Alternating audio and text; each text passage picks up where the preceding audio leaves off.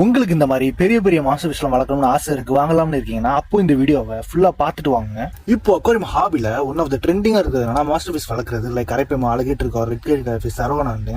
அது நீங்க நினைக்கிற அளவுக்கு ஈஸி இல்ல, பிட் காஸ்ட்லி. நான் வந்து ஃபிஷ்ஷோட ரேட்டை சொல்லல, ஃபிஷ் வளர்க்கறதுக்கான மெயின்டெனன்ஸ் காஸ்ட்டை பத்தி சொல்றேன். ஆமாங்க, நீங்க அதை வாங்குறப்போ குட்டியா 2 to 3 இன்ச்சஸ்ல வாங்கி சின்ன டேங்க்ல போட்டு வளர்க்க ஸ்டார்ட் பண்ணிடுவீங்க.